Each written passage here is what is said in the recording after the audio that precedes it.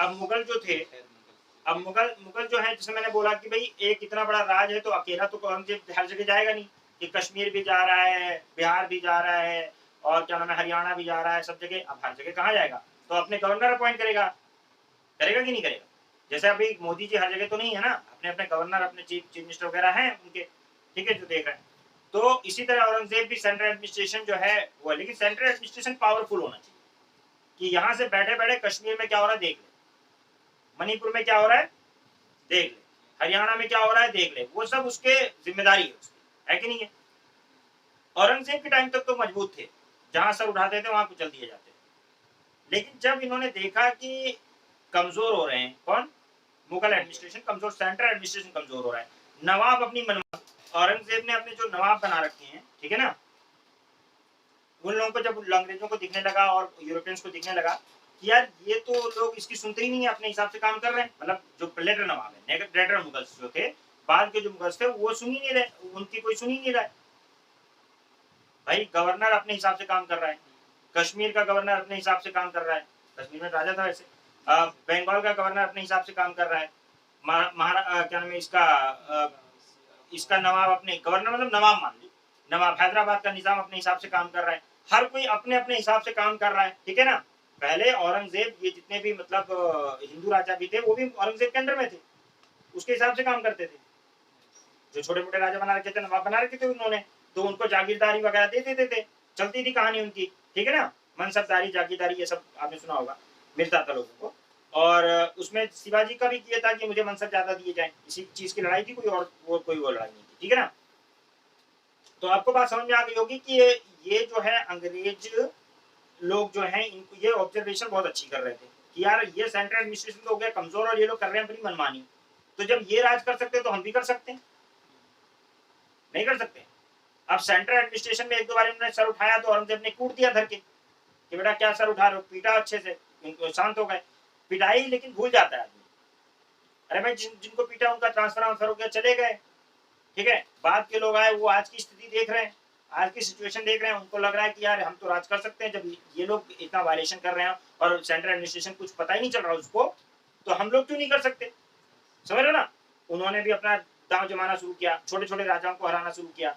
अब इन्होंने रुक किया, पहले इन्होंने यूरोपियंस में लड़े, वो लोग कह रहे हैं चलो भाई ट्रेड कर रहे हैं, ठीक है, ट्रेड कर रहे हैं। अच्छा, मुगलों से फरमान लेते थे लोग, जैसे जहांगीर के दरबार में क्या था, कौन, ब्रिटिशर्स में। आपको पता है कि मैंने थॉमस रो के बारे में बताया, ठीक है, थॉमस रो वगैरह जो थे वो कहाँ गए थे, जहांगीर के दरबार में गए थे, उनसे फरमान लिया था कि भाई हम फैक्ट्री बनाना चाहते हैं सर पूरी इंडिया में, जरा हमें बता दीजिए, दे दीजिए, है ना। तो ये लोग गए, अंग्रेजों की तरफ से गए और उन्होंने उनको फरमान लिया और उसके बाद फैक्ट्री खोली। ऐसे ही नहीं खोल सकते थे फैक्ट्री, फरमान वगैरह लेना पड़ता था, फरमान मतलब परमिशन। लेकिन बाद में जो फारूक सियार वगैरह ने जो परमिशन दे दिया ना, बड़ा बेकार परमिशन था। उन्होंने क्या किया, इनको क्वाइन वगैरह मिंट करने का परमिशन दे दिया कि तुम अपना रुपया भी छाप लो। अरे भाई जब तुम अपना रुपया छापोगे तो सॉवरेन नहीं हो जाओगे, लेकिन ये पागलपन था, बेवकूफी थी। अच्छा, उस समय का एडमिनिस्ट्रेशन कमजोर भी हो गया था, मुगल खुद ही बहुत कमजोर हो गए थे, ये लेटर मुगल्स, ठीक है ना। तो इनके पास कोई ऐसी इस तरह से चीज थी नहीं कि ये कंट्रोल कर पाए, अंग्रेज को भी ये दिख रहा था। पहले वो सर यूराइनस करते रहते थे, बाद में इन लोगों ने क्या किया फिर जो है, पहले जब देखा कि अगर हमें इंग्लैंड में वहां पे बंगाल के अंदर व्यापार करना है, बिजनेस करना है, तो हमें मुगल एडमिनिस्ट्रेशन से पूछने की जरूरत नहीं है, हम तो जाके उससे नवाब से पूछ लेंगे, काम हो जाएगा, हमारा सेंटर पूछने नहीं जाएगा और बाकी नवाब उससे निपट लेगा। अच्छा, वो पूछने तो गए, फिर उन्होंने उसकी ताकत नाप ली, ये कितना ताकतवर है, तो पता चला उतना ताकतवर नहीं दिखा उनको, तो उन्होंने कहा चलो एक वॉर लड़ते हैं, छोटा मोटा वॉर लड़ा, जिसमें लगा कि हाँ यार मतलब ताकत समझ लिया ना, एक बार लड़ने के बाद ताकत समझ में आ गई। अब पहले लगा कि हार गए, उन्होंने अपने आप को तैयार किया अंग्रेजों ने, इन्होंने ये खुशी में हम जीत गए, मतलब जो होते ना नवाब लोग अपनी खुशी में कि हम तो जीत गए, हमें क्या दिक्कत है, ये हर जगह यही हुआ है। अंग्रेजों ने अपने आप को तैयार किया और तैयार करने के बाद दोबारा हमला किया, और किसके साथ किया ये काम, इन्होंने सबसे पहले बंगाल के साथ किया। किसके साथ किया, और बंगाल उस समय छोटा नहीं था, आज का बिहार, उड़ीसा, वेस्ट बंगाल और बांग्लादेश, इतना बड़ा प्रोविंस था, इन्होंने बंगाल को किया। वो जब से सबसे रिचेस्ट प्रोविंस था, सबसे रिच प्रोविंस था उस टाइम। फिर इनका ये गए मैसूर की तरफ, टीपू सुल्तान, हैदर अली को वहां पे मारा। सेम यही काम, पहले ताकत देखी, थोड़ा बहुत बैटल हारे, बाद में कूट दिया। फिर इनको दूसरी पावर दिखी मराठा। कौन दिखे? मराठाओं से पहले इन्होंने ट्रीटी की। क्या की? ट्रीटी की कि मुसलमानों को मारेंगे। किसको मारेंगे? मुसलमानों को मारेंगे। मुसलमान मतलब टीपू सुल्तान हैदर अली को मारेंगे। मराठाओं ने कहा हाँ ठीक है ठीक है ठीक। अच्छा, पहले किसी का कोई धर्म, ईमान धर्म का वाली वो बात नहीं थी कि नाम धर्म, राज के लिए लड़ते थे। पहले वॉर के अंदर मराठा और हैदराबाद का निजाम, कौन? हैदराबाद का निजाम मुसलमान है, ठीक, मराठा हिंदू हैं और अंग्रेज ईसाई हैं। इन तीनों ने मिलकर हैदर अली से लड़ाई की और हैदर अली ने इनको धक्के कूटा, जबरदस्त मारा। अकेले हैदर अली ने ही मतलब इन लोगों को चटनी पिला दी अच्छे से, ठीक है। जब इनको अच्छे से कूटा है, उसके बाद इन लोगों ने कहा कि यार ये तो मतलब गड़बड़ होगी कहानी। इन लोगों ने सोचा था कि हम मैसूर को जीत लेंगे और आपस में बांट लेंगे, क्योंकि हैदर अली की बढ़ती हुई पावर से मराठा भी घबरा रहे थे और निजाम भी घबरा रहा था कि हैदराबाद कहीं ना जीत ले, ठीक है ना। तो वहां पे आपको ये देखने को मिलेगा कि ये दोनों लोग लड़ने आए थे हैदर अली से। हैदर अली ने इनको जब कूट दिया धक के अच्छे से, उसके बाद ये लोग क्या गिरे? ये लोग हैदर अली की साइड में हो गए, मराठा और निजाम किसके साइड में हो गए कि अब हम अंग्रेजों को मारेंगे। चल भाई कोई बात नहीं, हम खत्म कर बात, ठीक है। लेकिन फिर अंग्रेज अपने आप को तब तक इतना स्ट्रॉन्ग कर चुके थे, हैदर अली की डेथ हो गई बैटल में, नहीं ऐसे ही। अब टीपू सुल्तान आए, इन्होंने बाई हुक और बाई क्रूक, अब इसमें बहुत सारी चीजें हुई। उन्होंने किडनैप भी कर लिया था हैदर अली के, मतलब टीपू सुल्तान के बेटों को किडनैप किया था, आधा राज ले लिया था उनको देने के चक्कर में, मतलब देने में। तो ये बहुत सारी ऐसी चीजें की, उसमें बाई हुक और बाई क्रूक चीजें की गई। बाद में फिर निजाम और हैदर जो क्या नाम मराठा थे वो अलग हो गए, अंग्रेजों की तरफ चले गए। तो ये ऐसे चलता रहता था।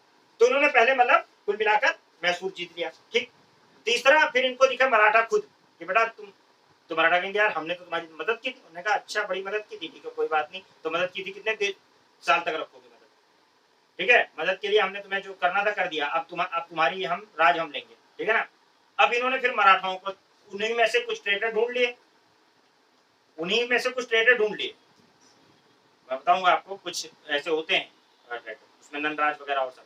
तो मराठाओं को डिवाइड करके उनको भी हरा दिया, जबकि मराठाओं के अंदर ये पावर थी कि वो चाहते, अगर वो लोग एक यूनाइटेड होकर रहते और अपनी राज चाहते तो मुगलों को रिप्लेस कर सकते थे, उसके बाद इंडिया की सबसे बड़ी सुपर पावर बन सकते थे। लेकिन अंग्रेजों ने उनके फायदा उठाया, उनकी कमियों को समझा और स्ट्रेटेजी बना के उनको भी कहानी साफ कर दी। मराठा कहाँ पे राज करते थे? पूरा पुणे से गवर्न करते थे, महाराष्ट्र, गुजरात, ये पूरा एरिया, यहाँ एमपी वगैरह का पूरा एरिया, ये काफी दूर तक बिहार तक फैल गए थे मराठा, बहुत आगे तक दिल्ली तक पहुंच गए थे, ठीक है। इतना जबरदस्त इन्होंने फेडरेशन बना लिया था, कॉन्फेडरेशन। लेकिन उनको भी साफ कर दिया, मराठाओं को भी। अब बचा कौन? पंजाबी, सिख। सिखों को क्या था? सिख में महाराजा हरि सिंह, महाराजा रणजीत सिंह जब तक थे, उन्होंने वॉरेन हेस्टिंग, आप वो मिलेगा आपको, सॉरी लॉर्ड विलियम बेंटिक, 1833, ये गवर्नर था अंग्रेजों का। यहां तक तो महाराजा रणजीत सिंह थे और उनसे उनकी दोस्ती। महाराजा रणजीत सिंह के मरने के बाद और लॉर्ड विलियम बेंटिक के जाने के बाद पंजाबियों में आपस में ही लड़ाई शुरू हो गई, सिख में कि कौन राजा बनेगा, उसी टाइप से उसके कमांडर ही लड़ने लगे आपस में, और फाइनली ये हुआ कि वो खुद ही कमजोर हो गए। 2 वॉर हुए, डलहौजी ने उसको भी साफ कर दिया, ठीक है। डलहौजी ने उसको मतलब रेजिडेंस वगैरह बना के और बाद में उसको सब एनेक्सेशन कर दिया, ठीक है ना। तो कुल मिलाकर ये था कि इन लोगों ने, जैसे वेलिस्ले ने सब्सिडी लाइन्स, एक पढ़ोगे आप, लॉर्ड वेलिस्ले, 2 नाम याद रखना हमेशा, ये दोनों अंग्रेजों ने, इन दोनों ने अंग्रेजों के लिए बहुत बड़े काम किए, लॉर्ड वेलिस्ले और लॉर्ड डलहौजी। अंग्रेजी राज को यहाँ पे इस्टेब्लिश करने में सबसे बड़ी भूमिका जो निभाई है वो सब्सिडी लाइन्स ने निभाई है, और सब्सिडी लाइन्स को इंप्लीमेंट करने वाला जो बंदा था वो था लॉर्ड वेलिस्ले, ठीक है। और उसके बाद में जो डॉक्ट्रिन ऑफ लैप्स को इंट्रोड्यूस करने वाला या लागू करने वाला बंदा जो था, वो इंट्रोड्यूस तो नहीं किया, लागू करने वाला बंदा था, वो था लॉर्ड डलहौजी, ठीक है ना। तो लॉर्ड डलहौजी का नाम और वेलिस्ले का नाम बहुत ज्यादा आप पिक्चर में लेकर आओगे और समझोगे, ठीक है, सुनोगे, ओके। और इन्होंने अंग्रेज राज को यहाँ पे इस्टेब्लिश करने में बहुत मदद की। तो हमने देखा कि इन्होंने सबसे पहले, अंग्रेजों ने सबसे पहले पोर्चुगीज को, यूरोपियंस को हराया। किसको हराया? यूरोपियंस को हराया। पोर्चुगीज को हराया, डेनिश को हराया, डचेस को हराया, सबको हरा दिया। उसके बाद फिर ये मुड़े किसकी तरफ? इंडियन रूलर्स की तरफ। और इंडिया में जो बड़े बड़े प्रोविंस थे, रिच प्रोविंस थे, जो इनके सामने मतलब बड़े बड़े राजा थे या नवाब थे, जो इनके सामने हर्डल बन सकते थे, किसी से ट्रीटी की, किसी को मारा, फिर दूसरे से ट्रीटी की, ट्रीटी तोड़ा और फिर उसको मारा। इस तरह से कहानी करते करते इन लोगों ने पूरे इंडिया पे कब्जा कर लिया, वन वे और अदर। ठीक है, इनके पास 3 मेन प्रोविंस तो इन्होंने पहले ही कर लिया। कलकत्ता कर लिया यानी बंगाल, दूसरा इन्होंने मद्रास अपने कब्जे में कर लिया अंग्रेजों ने, और तीसरा बॉम्बे उनको दहेज में मिल गया था। दहेज में कैसे मिला था? पोर्चुगीज के अंडर में था वो। चार्ल्स II ने मतलब जब शादी की, ठीक है, पोर्चुगीज प्रिंसेस से, पोर्चुगीज जो किंग था उसकी बहन से शादी की, तो दहेज में पोर्चुगीज किंग ने उसको बॉम्बे दे दिया। समझ लो ना, दहेज में मिल गया उसको। तो इस तरीके से अंग्रेजों ने बाई वन वे और अदर करके करके पूरे इंडिया पे कब्जा कर लिया, और ये पूरे इंडिया पे इन्होंने कब्जा जमाया। वन वे और अदर राज किया, डायरेक्ट कहीं रूल किया, कहीं राजाओं को अपने अंडर में करके रूल किया। तो ये पूरी कहानी है इंडिया की, जिसको हम लोग स्टार्ट किया है हमें पढ़ना। अभी हम लोग डिटेल में चीजें करेंगे। हमने यूरोपियन वाली बात कर ली थी, आज हमें जो स्टार्ट करना है वो करना है आपका इंडियन रूलर्स कि किस तरह से इन्होंने इंडियन रूलर्स को हराया है। ठीक है ना, वहां से हम बात करेंगे। सबसे पहले हम लोग चलेंगे बंगाल। कहां चलेंगे?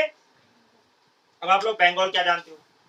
बंगाल प्रोविंस जो था, इसको सिराजुद्दौला का नाम सुना है आप लोगों ने? सिराजुद्दौला, उसी को तो हराया था अंग्रेजों ने। सिराजुद्दौला जो है वो अलीवर्दी खां का पोता है। किसका पोता है? अलीवर्दी खां। और अलीवर्दी खां पता है कौन है? उसने नवाब, जो रियल नवाब था बंगाल का, उसको कत्ल किया। क्या किया था? कत्ल किया था। और खुद 2 करोड़ रुपए मोहम्मद शाह रंगीला, कौन मोहम्मद शाह रंगीला कौन है? मुगल एम्परर। अब रंगीला नाम लग रहा है, सोचो इतने बदमाश हो गए जिनके नाम पे रंगीले लग रहे हैं। तो रंगीला को 2 करोड़ रुपए देकर अपनी जो राज है उसको लिस्टिमेट बना लिया। क्या बना लिया?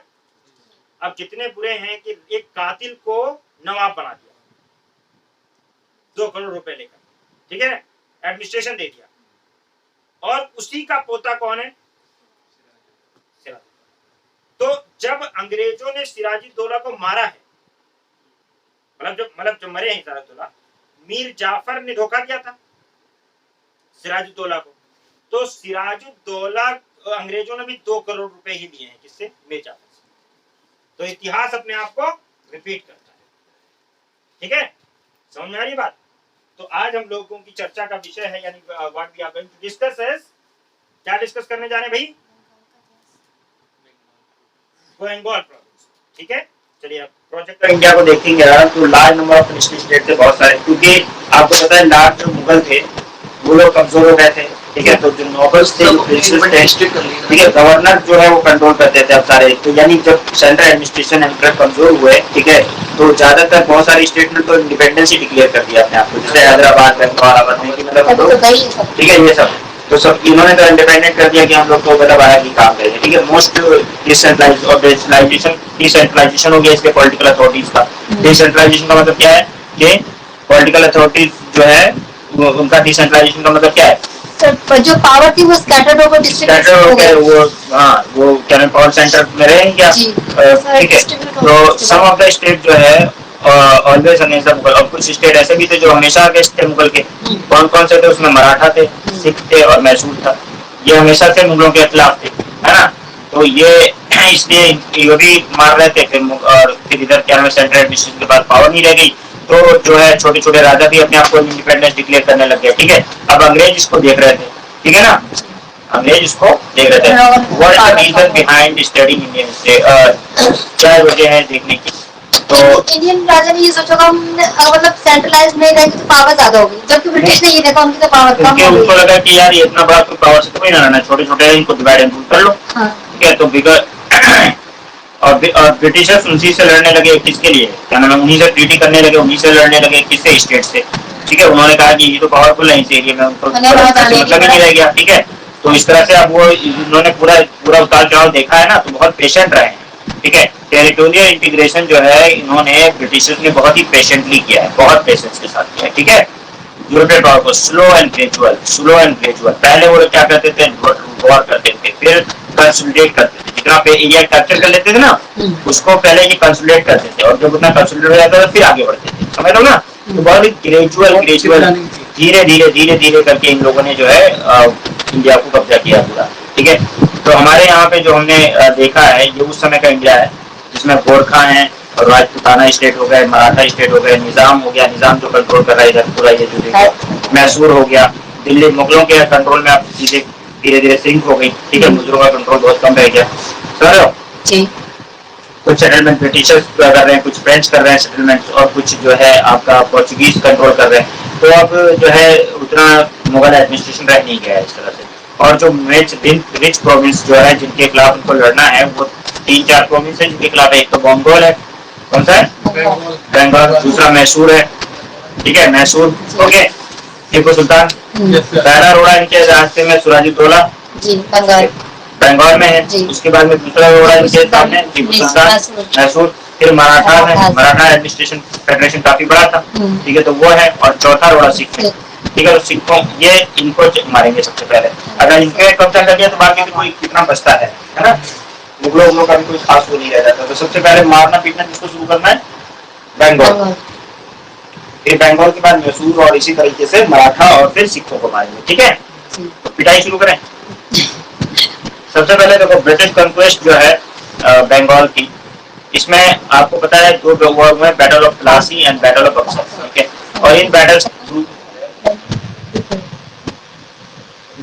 इन बैटल्स के थ्रू जो है ये मुगलों ने कब्जा किया है। सबसे पहले इसका जो फाउंडर है मुर्शिद कुली खान है, कौन है, मुर्शिद कुली खान, गवर्नर था ये मुगल प्रोविंस का, बंगाल के अंदर रिचेस्ट प्रोविंस था इंडिया का उस समय, ठीक है। फाउंडर मतलब इसका बंगाल का मतलब जो बंगाल प्रोविंस है उसका, ठीक है। गवर्नर ऑफ बंगाल प्रोविंस था वो, रिचेस्ट प्रोविंस है इंडिया का। 1756 के अंदर सुजाउद्दौला जो है वो नवाब बनता है, कौन बनता है, सुजाउद्दौला, ठीक है, सुजाउद्दौला जो है बनता है। इंग्लिश और फ्रेंच फाइट करते हैं for position in the south and also in the Bengal, ठीक। इंग्लिश जो है अपना फॉर्टिफिकेशन करते हैं अपनी प्रॉपर्टी का। इंग्लिश जो है दस्तक जो होता है उसका मिसयूज भी करते हैं। फारूक सियार ने जो दस्तक दिया हुआ था उसके जो फरमान थे उसको मिसयूज करते हैं, में दिया था तो उसको मिसयूज करते हैं, ठीक है। तो कॉन्फ्लिक्ट हो जाता है बिटवीन नवाब एंड ब्रिटिशर्स की, तुम मिसयूज कर रहे हो, ठीक है। 15 जून 1756 को सिराजुद्दौला जो है ये ब्रिटिश पोजीशन पे अटैक करता है, क्या करता है, अटैक करता है ब्रिटिश प्रोविंस पे। जो पोजीशन पे अटैक करता है तो ब्रिटिशर जो है वो रिट्रीट कर देता है, क्या कर देता है, रिट्रीट कर देता है। रिट्रीट करने का मतलब है बहुत मारता पीटता है। और उसमें एक साउथ में, हुगली के साउथ में एक फुल्टा जगह है, एक छोटा सा आइलैंड है फुल्टा, ठीक है। मैंने बताया था फुल्टा मार्क कर लो, मैं इसको हिस्ट्री में बताऊंगा आपको, ठीक है। तो हुगली के पास है, साउथ ऑफ हुगली में एक टाउन है फुल्टा, वहां पे पहुंच जाती है, ठीक है। और एक ये थ्योरी बनाते हैं कि सिराजुद्दौला ने इन लोगों को एक छोटे से कमरे में बंद कर दिया जिसको उन्होंने ब्लैक होल बोला, क्या बोला, ब्लैक होल, एक सेल में बंद कर दिया, उसमें बहुत सारे लोग मर गए, मतलब इनका कहना ये था। अच्छा, ब्रिटिशर्स, इसमें नवाब की गलती ये थी, नवाब की मिस्टेक ये थी कि उसने सोचा कि ये लोग तो निकल गए, अब ये नहीं पाएंगे, ठीक है। क्या कहा, ये लोग तो गए नहीं उठने पाएंगे। अच्छा, इसने हमला किया और हमला करने के बाद में जो है उनको अच्छे से पिटाई करके निकाल दिया, ठीक है। लेकिन ये नवाब की बहुत बड़ी मिस्टेक थी, क्योंकि नवाब को फुल्टा आइलैंड पे जाके भी उनको रिट्रीट करके भगा देना चाहिए, ठीक है। उसे लगा उसके एरिया से, उसको लगा कि निकल गए, उसका एरिया तो फुल्टा में भी था, लेकिन वो उसने सोचा कि ठीक है इतना बड़ा इम्पोर्टेंट नहीं था, हाँ, तो इसीलिए उसने मतलब ज्यादा ध्यान नहीं दिया। लेकिन this is the big mistake, क्या था, नवाब ने उसने परस्यू नहीं किया ब्रिटिशर्स को फुल्टा, ठीक है, कि कंप्लीटली डिस्ट्रॉय कर दे। जैसे चाणक्य होता है ना, चाणक्य कहता है कि कांटा लग गया एक बार तो उस कांटे को खोद कर उसमें मट्ठा डाल देता है उस जगह को, दोबारा से ये परत ना पाए, यानी उसका रूट खोदकर, जड़ खोदकर और उसमें मट्ठा डाल देता है कि बंजर कर देता है कि यहाँ पे दोबारा ये ग्रो ना कर पाए किसी भी तरीके से। तो चाणक्य का ये नीति, लेकिन नवाब जो है वो ये चीज नहीं करता है, और उसके बाद में ना ही एडिक्वेट स्टेप लेता है डिफेंड करने के लिए कलकत्ता को। उसको लगता है कि ठीक है मैंने मारपीट किया, बात खत्म, ठीक है। और हिस्ट्री कभी भी lenient, never lenient towards mistake, और हिस्ट्री कभी मिस्टेक को बर्दाश्त नहीं करती है, आपको सीखना है मिस्टेक से, ठीक है। 1757 आता है और ट्रीटी ऑफ आलीनगर कर लेते हैं लोग फरवरी 1757 के अंदर ट्रीटी ऑफ आलीनगर करते हैं बिटवीन नवाब एंड ब्रिटिशर्स और नवाब जो है ट्रीटी ऑफ आलीनगर करते हैं। कौन सी ट्रीटी? आलीनगर ट्रीटी करते हैं। और आलीनगर ट्रीटी के अंदर ये होता है कि वो कहते हैं कि भैया ठीक है सर, साथ आकर जोड़ते हैं। वो कहते हैं सर ऐसा है ना कि हम जो है तो गरीब लोग हैं, हम लोग तो आप तो नवाब हो, आप तो राजा हो, है ना, हम तो एक बस मर्चेंट हैं, हम लोग वो करने वाले लोग हैं, क्या बिजनेस करना चाह रहे हैं, तो बिजनेस करना चाह रहे हैं तो हमें तो करने तो बिजनेस, हम तो गरीब लोग हैं ना। तो उसने कहा कि नहीं, मतलब तो देखा हाथ पैर जोड़ रहा है तो बोला ठीक है, लेकिन ये कॉन्स्पिरेसी कर रहे थे। इन्होंने क्या किया, जितनी टाइम इनको मौका ढूंढ रहे थे कि टॉक करके बात करके मौका ढूंढ रहे थे कि किस टाइम हमें, और अपने आप को वॉर के लिए प्रिपेयर कर रहे थे, बैटल के लिए तैयारी। यहाँ पर अलीनगर में अलाउ किया था ना, आपने ट्रीटी हुई और बोला कि आप बिजनेस कर सकते हो, ठीक है। और उसने महसूल वसूल अदा करने के लिए तैयार हो गए लोग, फरमान का नहीं वो करेंगे। उन्होंने कहा अगर फरमान का अगर दोबारा से वो किया, हाँ ब्रीच किया तो फिर अब ये छोड़ेंगे नहीं। लेकिन ये अपनी नवाब को लगा हमने कह दिया, हमने कह दिया, और उन्होंने चेक और बैलेंस रखा नहीं। उसके बाद में ये अपने वॉर के लिए प्रिपेयर होने लगे। नवाब को लगा रहे यार तो थोड़ा गिड़गिड़ा रहे थे, लगा था इसकी क्या औकात है कि मुझसे वो करेगा, है ना। तो बैटल अपने आपको बैटल के लिए प्रिपेयर कर रहे हैं। बैटल ऑफ प्लासी 23 जून 1757 को इन्होंने लड़ लिया। अच्छा, इसमें बीच में उन्होंने किया क्या, जो उनका सिपह सालार थे उन लोगों से पहले मिले जाके, ठीक है। किससे मिले? सिपह सालार से जाके मिले। सिपह सालार कौन है? उसमें मीर जाफर कौन है? मीर जाफर। आप लोगों को पता है ना कि मीर जाफर हिस्ट्री में सबसे बड़ा धोखेबाज माना जाता है इंडियन हिस्ट्री, ठीक है। तो इंडियन मॉडर्न हिस्ट्री के अंदर तो ये जो है मीर जाफर जो है इसके साथ मिल गए, उन्होंने उसे परसू कर लिया। उसके अलावा अमीर चंद, दौलत चंद, दौलत ये लोग जो है जगत सेठ, ठीक है, ऐसे कई लोगों से, ये लोग जो रिच मर्चेंट वगैरह थे उन लोगों से मिलकर पैसा वैसा उनसे बिजनेस और पैसा कि हम लोग आपको ऐसे मतलब बिजनेस में फायदा देंगे, ऐसा करेंगे वैसा करेंगे, और उन लोगों को अपने साथ मिला दिया, ठीक है। तो इनको जो है सब जो बैक चैनल से इन लोगों ने इन सबको मिला दिया और बैटल की तैयारी शुरू कर दी। किसकी? Battle of Plassey 1757। नवाब साहब को दिखा रहे हैं बेचारे, हाँ ठीक है। और इधर पीछे सब तोड़ रहे हैं। तो बैक चैनल से ये लोग टॉक कर रहे हैं, इनसे बात कर रहे हैं। मीर जाफर जो मीर बख्शी था नवाब का, नवाब का सबसे बड़ा सिपह सालार था, ठीक है, इसको मिला लिया अपनी तरफ क्योंकि तुमको नवाब बना देंगे। उसको लालच क्या दिया? तुम्हें नवाब, वो हेड ऑफ डिफेंस था ना। हाँ, तो हेड ऑफ डिफेंस था, तो उसको क्या बोला कि तुम्हें नवाब बना देंगे, ठीक है, तुम्हारा सारी पावर तुम्हारे पास। और मानिक चंद था, वो ऑफिसर था कलकत्ता का, उसको कर बुला लिया, ठीक है।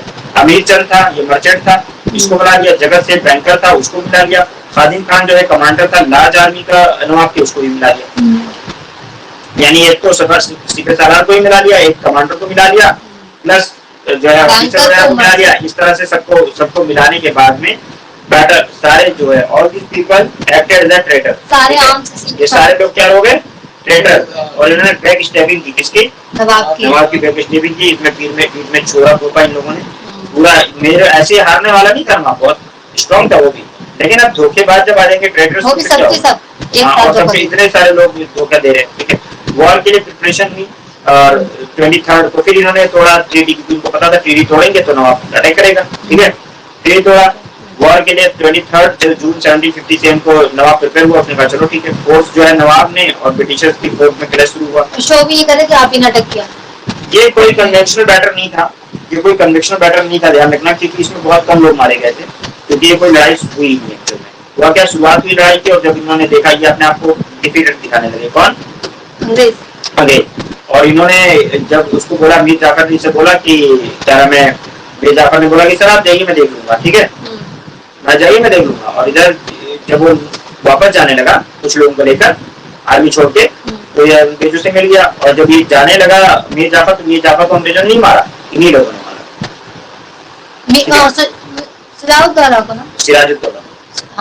सिराजुद्दौला को इन्हीं लोगों ने, मीर जाफर के ही लोगों ने जाके उसको कत्ल कर दिया, ठीक है, उसके अपने लोगों ने मार दिया, ठीक है।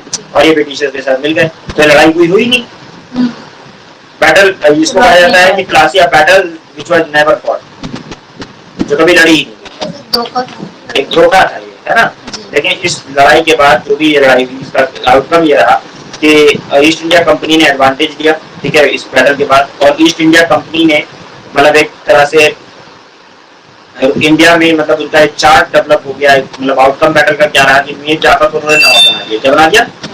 नवाब बना दिया। और अपनी हेल्प, उनकी उसकी हेल्प करने के लिए उन्होंने उससे बहुत सारा पैसा मांगना शुरू किया। ठीक है, एक तो राइट्स पहले मांगे कि ईस्ट इंडिया कंपनी को राइट दिया जाए, किसकी? ट्रेडिंग राइट दिया जाए, कहाँ पे? बंगाल, बिहार और उड़ीसा। ठीक है, ठीक है। जमींदारी राइट दे दी गई 24 परगना की, 24 परगना डिस्ट्रिक्ट की।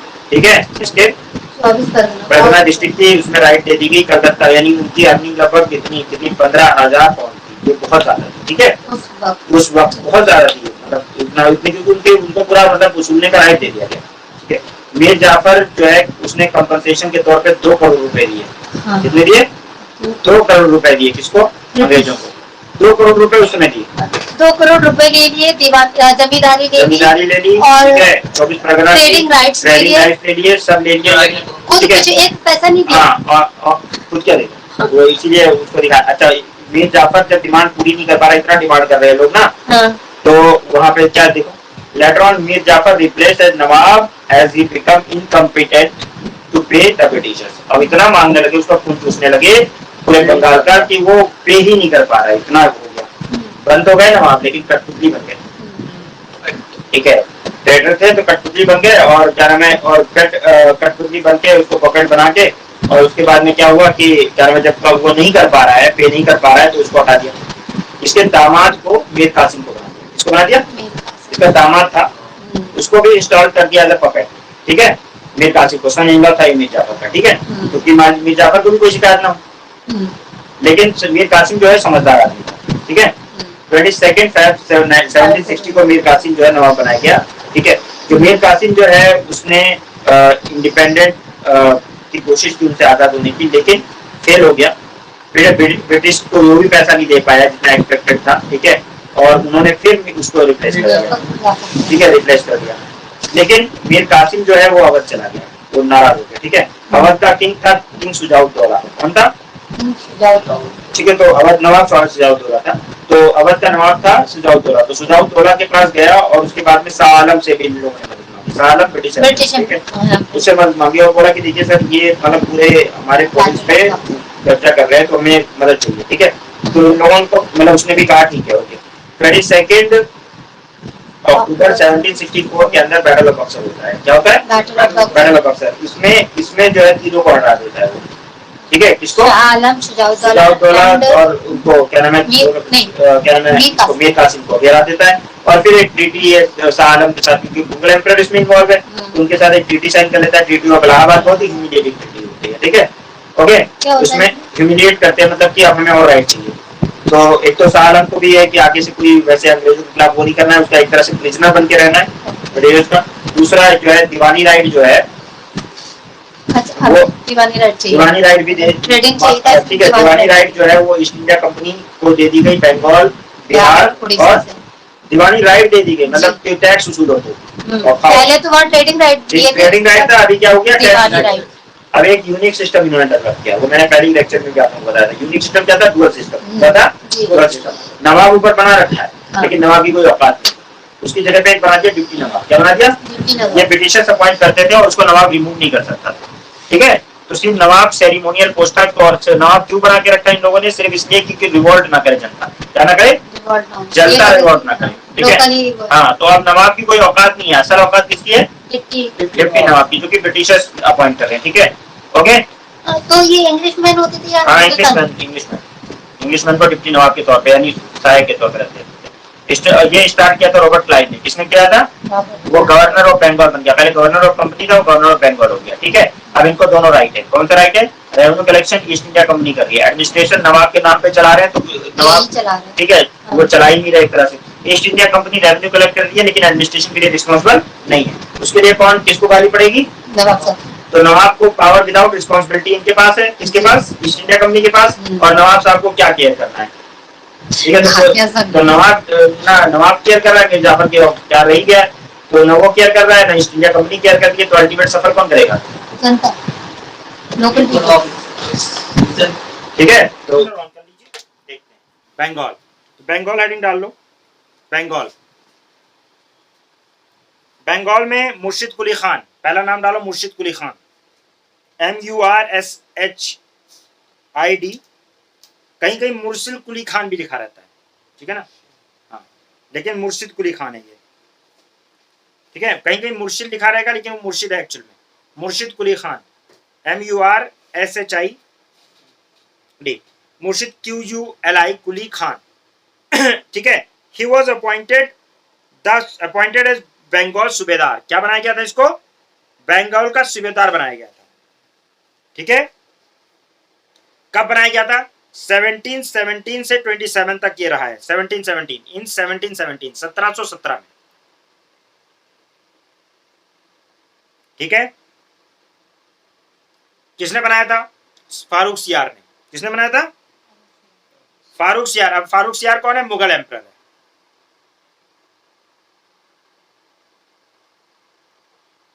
तो in 1717 Murshid Quli Khan was appointed as a Bengal subedar, ठीक है, मतलब subedar means governor, by Mughal emperor Farrukh Siyar, okay. और उसको गवर्नरशिप दी गई थी, ग्रांट गवर्नरशिप ऑफ उड़ीसा 1719 में, उड़ीसा का भी गवर्नरशिप दे दिया, ठीक है।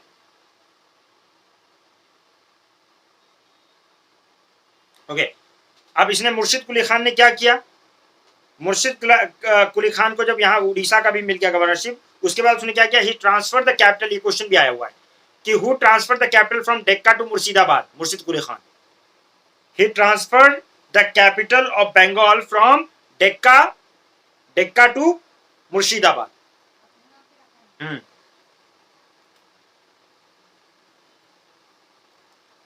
मुर्शिदाबाद उसने जो है, मुर्शिदाबाद है ना, तो मुर्शिदाबाद में उसने डेक्का से कैपिटल ट्रांसफर की थी, किसने, मुर्शिद कुली खान ने, गेटिंग, ठीक है, ओके रीता।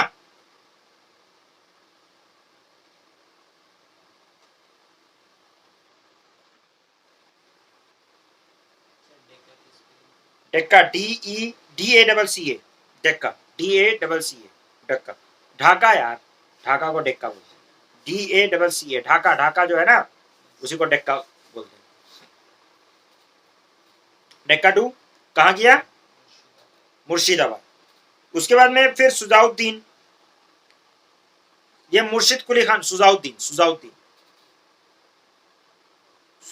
जो है ना, ये 1727 से लेकर 29 तक रहा है, 1717 से 27 तक तो मुर्शिद कुली खान है, और 1727 से लेकर 39 तक सुजाउद्दीन है। सुजाउद्दीन जो है वो कौन है, सन इन लॉ है, किसका, मुर्शिद कुली खान का, कौन है, सन इन लॉ मुर्शिद कुली खान।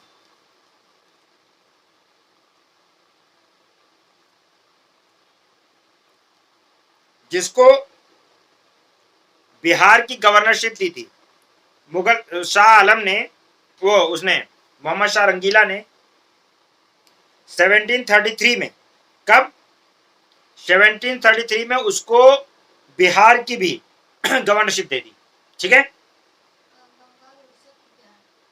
अब बिहार भी मिल गया, बिहार की भी गवर्नरशिप मिल गई, किसको, सुजाउद्दीन को, यानी अब जो नवाब ऑफ बंगाल है वो बिहार तक गवर्न कर रहा है, समझ रहे हो ना, कैसे सिराजुद्दौला के पास इतना सारा कुछ था, तो इसीलिए कि सुजाउद्दीन, ठीक है ना।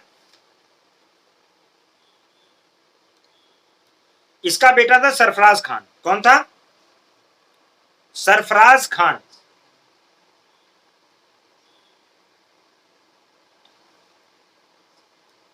सेवनटीन 39 से 40, बेचारा 1 साल रहा, ठीक है। He was a son of, किसका सन था वो, सुजाउद्दीन। सुजाउद्दीन कौन है, दामाद है मुर्शिद कुली खान का, यानी ये क्या है, नवासा है इसका, मुर्शिद कुली खान का नवासा है, ठीक है। He was murdered by Alivardi Khan, इसी को मारा था अलीवर्दी खान ने, किसने मारा था, सिराजुद्दौला का दादा, ठीक है। अलीवर्दी खान ने किसको मारा, सरफराज खान, ठीक है, सरफराज खान को मार दिया, किसने, जो कि डिप्टी गवर्नर था बिहार का। अलीवर्दी खान कौन था, डिप्टी गवर्नर था, यानी सबसे ज्यादा खतरा किससे होता है? अपनों से अपने मतलब आसपास के लोगों से, है कि नहीं है? किसने मारा? Alivardi Khan, who was the deputy governor of Bihar 1740 में। 1 साल भी नहीं रहने दिया, मार दिया, क्योंकि नजर तो इसकी बहुत पहले से थी। बेटा बना, वो उतना अभी समझदार था नहीं, 1 साल हुआ था, उसको मार दिया। समझ लो ना। मारने के बाद अलीवर्दी खान ने जो है मुगल एम्परर मोहम्मद शाह रंगीला को 2 करोड़ रुपए दिए। क्या दिए? और फरमान ले लिया कि जो है मैं गवर्नर हो गया। अब एक मर्डरर को मोहम्मद शाह रंगीला ने, ये जुल्म है, और जब जुल्म कोई करता है तो फिर वो नहीं रह जाता है, फिर वर्दी ऑफ रूलिंग नहीं रह जाता है। मोहम्मद शाह रंगीला ने 2 करोड़ रुपए लेकर उसको फरमान दे दिया कि जाओ तुम राजा, वो हो गया, ठीक है ना, लीगलाइज कर दिया उसकी, जो उसने जो मतलब किया, राजा वो नवाब बन गया था, उसको लीगलाइज कर दिया उसने, पनिश करने के बजाय लीगलाइज कर दिया उसकी नवाबशिप को। अब 2 करोड़ रुपए लेकर, ठीक है ना। और अब ये क्या है, अब जो बंदा ये ऐसा होता है ना जो कब्जा वब्जा करता है, वो चालाक बहुत होता है कि नहीं होता? उसको दिख गया कि अंग्रेज जो है ना, ये लोग मेरे राज को, मैं जो बना रहा हूं उसको कब्जा कर लेंगे। उसने अंग्रेज और फ्रेंच को फोर्टिफाई करने से, फैक्ट्रीज को फोर्टिफाई करने से मना कर दिया तुरंत, ठीक है। कलकत्ता में और क्या नाम है इसका, चंद्रनगौर में और कलकत्ता में इन्होंने मतलब इसने मना कर दिया कि आप फैक्ट्रीज को फोर्टिफाई नहीं करोगे, मतलब प्रोटेक्शन नहीं। उसको डर था कि अगर ये लोग फोर्टिफाई कर लेंगे तो वहां से हम हमला करेंगे हमारे ऊपर, और एकदम जो वो जानता है ना कि जब मैं धोखा दे सकता हूं तो मुझे भी धोखा मिल सकता है ना, तो ऐसे लोग बहुत अलर्ट रहते हैं, और इसीलिए लोगों को सस्पिशन की नजर से देखते हैं। हर बंदा जो जिस तरह का होता है उसी तरह का दूसरे को समझता है ना, और वो सही समझ रहा था वैसे, ठीक है, ओके। अब इसका पोता कौन था? इसका पोता सिराजुद्दौला। अलीवर्दी खान ने अपने पोते को बनाया, बेटे को नहीं बनाया, पोते को बनाया। अपने ताल तक खुद रहा भाई, 46 से लेकर 56 तक, पहले ही बूढ़ा, कुछ तो बूढ़ा था ही, 56 तक था। अब 56 में अपने बेटे को बनाने की वजह होता है ना, अक्सर तुम देखोगे दादा लोग जो है पोतों को ज्यादा प्यार करते हैं, बाप बेटे से भी ज्यादा, ठीक है ना। और एक्चुअल में कुछ देना होना होता है तो पोते को दे जाते हैं, लड़के को चाहे देना दे, वैसे जाता बेटे को ही है, लेकिन पोते को नहीं छोड़ सकते। दादा दादी का एक रहता है हमेशा कहानी कि वो बेटे को भले ही छोड़ दे लेकिन पोते को नहीं छोड़ सकते, ये बहुत रहता है। तो अब वो चाहे बदमाश हो चाहे हो जो हो, लेकिन अपने पोते को तो हर कोई प्यार करता है। अच्छा, सजा भी पोतों को ही मिलती है फिर। अब देखो कर्म किया किसने? अलीवर्दी खान ने। मारा गया कौन? पोता। देखो अलीवर्दी खान तो अपने आप को बचा के रखा, चालाक बहुत था। 56 में 1 साल नहीं रह पाया सिराजुद्दौला। 56 बताओ, जैसे कि देखो इतिहास ने कैसे अपने आप को रिपीट किया है। सरफराज खान कितने साल रह गया था? 1 साल, 39-40। सिराजुद्दौला कितने साल रहा? 1 साल, 56-57। जबकि सिराजुद्दौला एबल था बट फिर भी नहीं रहा। अलीवर्दी खान ने अपने पोते को बनाया सिराजुद्दौला को, और सिराजुद्दौला ने जो है तुरंत एक्ट किया। कासिम बाजार में जो अंग्रेजों की फैक्ट्री थी उसको सीज कर दिया, और मैंने आपको बताया कि उसने सरेंडर करवा लिया फोर्ट विलियम को, ठीक है। किससे? फोर्ट विलियम सरेंडर करवा लिया, लेकिन बाद में रॉबर्ट क्लाइव ने उसको रिवाइव कर लिया। अच्छा, इसके बाद में क्या हुआ वही मैंने आपको बताया कि मार पीट के कहां पहुंचा दिया? फुल्टा में। कहां पहुंचाया? फुल्टा में। लेकिन फिर क्या हुआ? उन्होंने वहां पे अपने आप को जमा किया, फिर आए, माफी मांगी, और फिर यहाँ पे मीर जाफर को, मानिक चंद को, अमी चंद को, जगत सेठ को और खादिम खान को, इन सबको क्या करा? अपनी साइड में लाया। और उसके बाद में battle of Plassey, that was never fought, ठीक है, जो कभी लड़ी नहीं गई, उसके लोगों से मरवा दिया। मीर कासिम को बनाया। मीर कासिम जो है जिसको कब बनाया? 1760 में। 1757, 3 साल बर्दाश्त नहीं कर पाए मीर जाफर को। 1757 में मीर जाफर को, मतलब बैटल ऑफ प्लासी हुआ है, वहीं पे मीर जाफर को बना दिया। किसको बना दिया है? मीर जाफर को। अब मैं स्लाइड भेज दूंगा, टेंशन क्यों ले रहे हो, स्लाइड दे दूंगा। जो लिखवाना था लिखवा दिया मैंने, बाकी मैं स्लाइड दे दूंगा, अब नहीं लिखवाना है। मैं स्लाइड भेजूंगा ना स्लाइड में, ये चीजें स्लाइड में नहीं थी इसलिए मैंने लिखवाया। अभी मैं स्लाइड, ये जो स्लाइड चल रही थी ये मैं तुम्हें भेज दूंगा, आपके व्हाट्सएप पे भेज दूँ, है ना, ग्रुप में। अभी तुम नंबर दे देना, वो आपको भेज देगी। जो मैं भेज दूंगा अपने मतलब व्हाट्सएप हाई कर देना व्हाट्सएप पे, वो स्लाइड मिल जाएगी तुम्हें। उस स्लाइड में चीजें जो मेंशन है वो नहीं लिखवाऊंगा मैं, वो चीजें थोड़ी बहुत लिखवाऊंगा, नहीं तो जो चीजें उसमें मेंशन नहीं है एडिशनली जो लिखवाना है लिखवाऊंगा, ठीक है। तो बात आ गई समझ में। तो हम लोगों ने देखा कि भाई ऐसा है कि अंग्रेजों ने पहले यूरोपियंस को हराया, फिर बंगाल गए। मुर्शिद कुली खान कौन है, किसने बनाया गवर्नर ऑफ बंगाल उसको? फारूक सियार नहीं बनाया है, मुगल एम्परर ने। मुर्शिद कुली खान कौन था? बंगाल का सूबेदार इन गवर्नर। कौन सी ईयर में था? 1717 से कब तक? 27 से फिर कौन बना? सुजाउद्दीन। सुजाउद्दीन जो है वो कब तक रहा? 39 तक। 39 से 40 तक उसका बेटा कौन? सरफराज। सरफराज खान को किसने मार दिया? अलीवर्दी खान ने। अलीवर्दी खान ने कब मारा? 40